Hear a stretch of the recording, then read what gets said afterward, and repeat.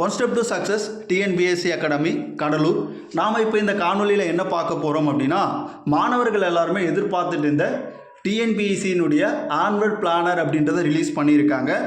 இந்த ஆனுவல் பிளானரில் வந்து பார்த்திங்க அப்படின்னா நிறைய விஷயம் வந்து நமக்கு சொல்லியிருக்காங்க. என்னென்ன அப்படின்றத நம்ம இதில் பார்க்க போகிறோம். குறிப்பாக வந்து பார்த்திங்க அப்படின்னா, இதுக்கு முன்னாடி வெளியிட்ட ஆனுவல் பிளானருக்கும் இந்த வருடம் வெளியிடப்பட்டிருக்க ஆனுவல் பிளானருக்கும் சிறு வித்தியாசம் இருக்குது. என்ன வித்தியாசம் அப்படின்னு பார்த்தீங்கன்னா, இதுக்கு முன்னாடி இருந்த நிதியமைச்சர், ஓகேவா, எக்ஸ் நிதியமைச்சராக இருந்த பழனிவேல் தியாகராஜன் வந்து பார்த்தீங்கன்னா சட்டப்பேரவையில் சில விஷயங்களை சொல்லியிருப்பார். என்ன சொல்லியிருப்பார் அப்படின்னா, டிஎன்பிஎஸ்சி தேர்வாணையத்தில் இந்த ஆட்கள் சேர்ப்பு பல்வேறு துறைகள்லேருந்து நமக்கு கொடுக்க போகிறதா சொல்லியிருந்தாங்க. அதில் குறிப்பாக வந்து பார்த்தீங்க அப்படின்னா, இப்போ நமக்கு இந்த ஆனுவல் பிளானரில் forest watcher and forest guard, ஓகேவா, அதோட ஃபாரஸ்டர், இப்போ வனத்துறையோடைய அந்த வேக்கன்சியை இதில் ஆட் பண்ணியிருக்காங்க. அதுதான் வந்து பார்த்திங்க அப்படின்னா இதுக்கு முன்னாடி இருந்த பிளானருக்கும் இப்போ வெளியிடப்பட்டிருக்க இந்த பிளானருக்கும் இடையில் இருக்கக்கூடிய வித்தியாசம். இதோட வந்து பார்த்திங்க அப்படின்னா இன்னொன்று என்னென்னா, குறிப்பிட்ட தற்காலிகமான வேக்கன்சி வந்து நமக்கு கொடுத்துருப்பாங்க. பட் இப்போ வந்து பார்த்திங்க அப்படின்னா குரூப் 4க்கு இந்த வேக்கன்சி அப்படின்றது கொடுக்கப்படல. அதுக்கு டிஎன்பிஎஸ்சி தரப்புலேருந்து என்ன சொல்லியிருக்காங்க அப்படின்னா, அரசிடம் இருந்து பல்வேறு துறைகளில் இருக்கக்கூடிய அந்த காலி பணியிடங்கள் வந்து பார்த்திங்கன்னா விவரம் இன்னும் டிஎன்பிஎஸ்சிக்கு வரலை அப்படின்றத அவங்க பதிவு செஞ்சுருக்காங்க.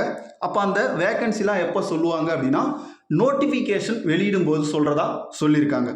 இதில் குறிப்பாக மாணவர்கள் நிறைய பேர் வந்து பார்த்திங்கன்னா எதிர்பார்க்கக்கூடிய எக்ஸாம்ஸை முன்னாடி பார்ப்போம். இந்த ஆனுவல் பிளானரில் மொத்தம் 19 எக்ஸாம்ஸ் வந்து பார்த்திங்க அப்படின்னா நடத்த டிஎன்பிஎஸ்சி திட்டமிட்டிருக்காங்க. அதில் குறிப்பாக வந்து பார்த்திங்கன்னா குரூப் 1, அதுக்கப்புறம் 2, 4 இதுதான் வந்து பார்த்திங்க அப்படின்னா நிறைய மாணவர்கள் படிக்கக்கூடிய எக்ஸாமாக இருக்கும். இதில் ஃபஸ்ட்டு வந்து குரூப் 4 பார்த்தோம் அப்படின்னா கிட்டத்தட்ட ஒரு 30 லட்சம் மாணவர்கள் வந்து இந்த தேர்வை எழுதுவாங்க. அந்த அளவுக்கு கடுமையான போட்டியுள்ள ஒரு தேர்வாக குரூப் 4 பார்க்கப்படுது. நிறைய மாணவர்கள் எதிர்பார்க்கக்கூடிய படிச்சுட்டு இருக்கக்கூடிய ஒரு தேர்வாக இந்த டிஎன்பிஎஸ்சியினுடைய குரூப் 4 தேர்வு பார்க்கப்படுது. அப்போ இதோடைய வேக்கன்சி வந்து பார்த்திங்க அப்படின்னா நோட்டிஃபிகேஷனில் கொடுக்கறதா சொல்லியிருக்காங்க. அப்போது இதுக்கான அந்த நோட்டிஃபிகேஷன் எப்போ வரும் அப்படின்னு பார்த்தீங்கன்னா ஜனவரியில் நோட்டிஃபிகேஷன், எக்ஸாம் வந்து பார்த்திங்க அப்படின்னா ஜூன், ஓகேவா. அப்போது இந்த டிஎன்பிஎஸ்சி இந்த பிளானரில் குரூப் 4க்கு படிக்கிறதுக்கு தேவையான கால அளவை கண்டிப்பாக கொடுத்துருக்காங்க.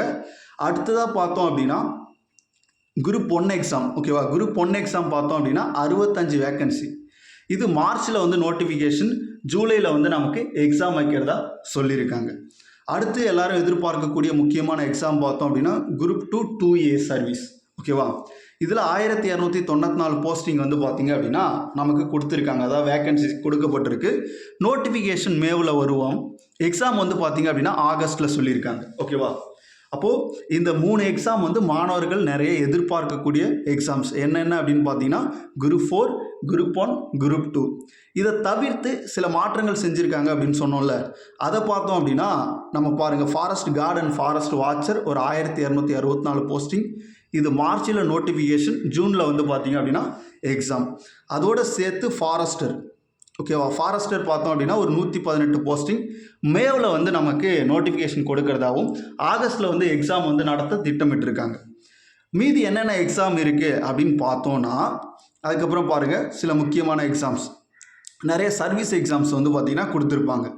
அதில் குறிப்பாக வந்து பார்த்திங்க அப்படின்னா அசிஸ்டன்ட் டைரக்டர், அதில் பெண்கள் மட்டும்தான் இந்த தேர்வில் கலந்து கொள்ளலாம். ஒன்லி பெண்கள் மட்டும்தான் சொல்லியிருக்காங்க. Social welfare and women empowerment department, இந்த டிபார்ட்மெண்ட்டில் அசிஸ்டன்ட் டைரக்டர் அப்படின்ற போஸ்ட்டுக்கு வந்து பார்த்திங்கன்னா வேக்கன்சி 2 கொடுத்துருக்காங்க.